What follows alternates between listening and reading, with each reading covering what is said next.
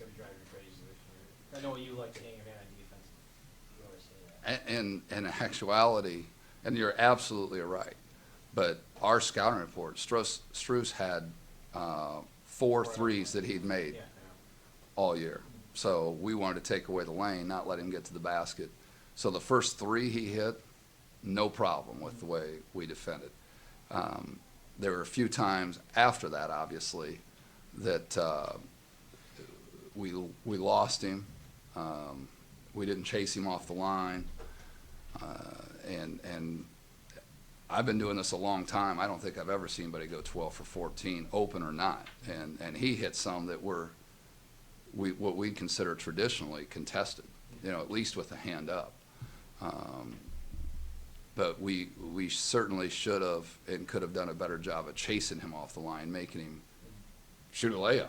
I mean, he's not going to hurt us that much with a layup over knocking down a 3. But, there's some times, and we talked about this in the locker room, that if a team does that, it takes that kind of effort, you still have a chance to win with that kind of exhibition.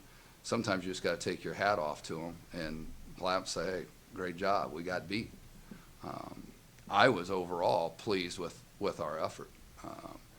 We had different times that we had guys, Nelson, that we wanted shooting the ball, and he makes a couple big buckets from 15 feet when we rotated out. So they had some guys really step up big. And I mean, how many times you see a team take 24 shots from 3 and shoot 71% from 3? Yeah, we were joking it's hard to do that with nobody guarding nobody in the gym. It's Right. hard to do 7 out of 10 from there. Right. So, I take my hat off. I can't think of the last time that anybody scored 50 points on us. I was thinking of the season as a whole at this point. People are scoring a lot of points. Part of that's because you're scoring a lot of points, the pace of the game. I'm No. sure that's still an ongoing concern, though. You gotta get Right. Going into tonight, teams were shooting about 45% from the field against us. We're shooting 49. So, I mean, that's a pretty solid percentage. But we'd like to have that closer to 40. And, again, they shoot right at 60% from the field. So that certainly doesn't help our cause in 71. So, no, certainly our goal is to keep it close to 40. And tonight they had very few at the basket or in the paint. It was just the way they shot the 3. being short-handed, I mean, you got some nice. I mean, Mo had a fantastic game, but got overshadowed by his 52. And Charlie had a career high, and Brad and Jermaine, especially early on. So some guys really stepped up and filled that void. I thought pretty well. You got to be pleased about that as well. Yeah, we talk about, and we've got to have the mentality. I think championship teams have the mentality of next man up. Somebody goes down, you've got to have somebody that's ready and prepared to step in. And one of the things we've felt strongly about this year from the get-go is that we had depth. And, Sage DeMont, who busts his butt, and I think everybody on this team would say he's one of the hardest workers we have every single day in practice. Very seldom gets an opportunity. He got an opportunity tonight to get in the rotation. And in fairness to him, I probably should have played him some more in the second half. We just couldn't get it to where I felt like we really had to go with our horses as much as we could. But, Charlie stepping in, he's had games, he's played limited minutes, but his effort in practice and when he's gotten opportunities in games has always been there. There's never been a question of effort. And he obviously was ready to step up when he got the opportunity to start for us.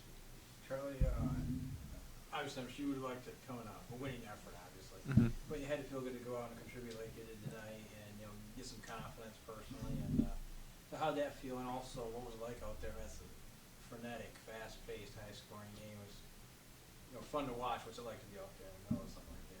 I mean, being out there, it's a blast.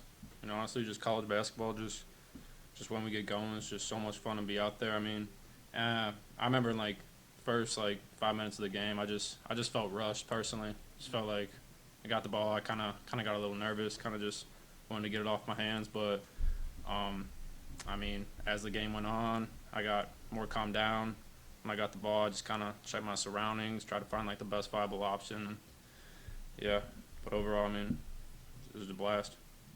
Looked like you and Mo were working well together there at points. Mhm. You penetrate and you get some good open looks Mhm. underneath. Just talking about that. The chemistry there is, getting Well, better and better. I mean, well, Mo's incredible with the ball. I mean, just his IQ, just you don't think he can see you when he just dishes it past you. It's just incredible. So I mean, when I see Mo driving, I mean, I know just to get right to the rim, just right there, and the pass is coming my way. I don't know if that pass is coming through someone's legs or behind his back, but that ball is usually coming. Well, I mean, which is awesome to play with. Sure.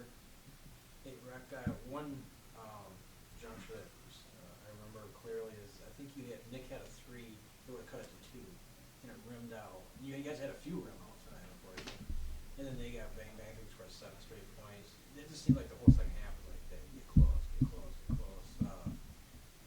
On one hand, it's good to see him keep fighting. It's got to be frustrating too to get so close, so close. You couldn't get over the hump. We had several opportunities, whether we maybe got a good rebound or steal and then gave it back or didn't finish. We had a really good, and I can't remember now if it was between Zach and Charlie with Nick, a post feed and then cut into the basket that would have either put us up one or made it a 1-point game. And Nick just didn't finish it, but it was a great cut. And then we had 2 guys go to the offensive board that ended up just knocking the ball out of bounds. But that we applaud. I mean, the effort was there. If we keep doing that, majority of the time it's going to work out in your favor. Sometimes it doesn't. And Jermaine gets a huge steal with a 3-point game, and then we throw it back to him, and just got in a little bit of a hurry on a couple things and just made a couple bad decisions and got some bad breaks in our press where we did a great job and get called for a foul that again I think is questionable, and then another time that guys still got a foot out of bounds and throw it to him and it should be our ball and it's missed. But we still had opportunities that that we didn't do a great job of. We only had 8 turnovers, but they converted 16 points out of those 8 turnovers. They had 18, and we only got 17 points, which is a good. I mean, you look at our line: 20 assists, 8 turnovers, 8 steals. We'll take that all year long. That's the reason why we were still in the game and still had opportunities. They end up with 18 turnovers, and again, I'm pleased with a lot of them. We beat them on the boards. As far as the second effort points, they ended up out rebounding us, but second effort points was there. So Did a lot of things right. yeah. So it does sting to have anybody come in here. They're a good team, and they played, shot it very, very well. Charlie, the tune-ups are done. Gliak's coming up right after the break. How do you feel with your team right now heading into the league schedule? I feel like we're confident. I mean, we just took a loss right out there, but I feel like the morale of our team, we're really confident. We're really confident with everyone down the bench. I mean, Dylan, 1,000-point scorer, he's hurt, but like Rex said earlier, we just refuel, reload, just get right out there. You gotta feel like you just get a little better defensively, and you could get really special. Yeah, that's something we'll work on. The shorthand, the guys you're missing, how's Dylan doing? He's coming along. Our training staff's doing a great job. He's been in our Whirlpool rehab tub, so he's actually running on it in the tub and the rehab tub. So it's feeling good. He was putting up some shots, not jumping yet, but being able to get up on his toes. I think he's. It's not like a tear or No, it was just a really bad sprain, so no fracture. I would be surprised if he's not ready to go against Wayne State December 3rd. I think if we were playing this coming weekend, he'd probably be able to go. So, How about PJ Granger? groin injury, he sees the doc tomorrow morning to get it checked out and see if there's more there. As we look at it, it's been a little tight, but he's had a lot of pain with it. And he's not really been right all year to where he's his explosive self, because that's one of the things he does. And whether it's been in practice or games, he's been a little off. So I think that has been So it's been bothering. Yeah, it's been going on for a while, and he's tried playing through it. So How about Woolridge? he'll be able to play again against Wayne State. Okay, so this was his Fifth. Okay, and that's Yeah. for, Violation of team rules. Yeah. yeah, I asked the same thing I asked Charlie, how you feel about your team going into the schedule, where you're at. I think we're a little behind, and I don't think this game's indicative, but we're a little behind defensively where I hope to be right now. But offensively, we're in pretty good shape. Again, we're not having issues scoring. I do like what we're doing in the full court with the pressure, and it's obviously caused some people trouble when we've played them. So I like this team. This team's fun to coach. They're getting better on communication and energy and practice. But especially in games, they share the ball.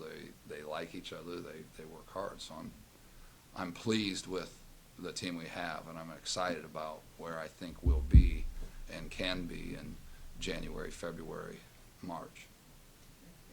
Thanks, guys.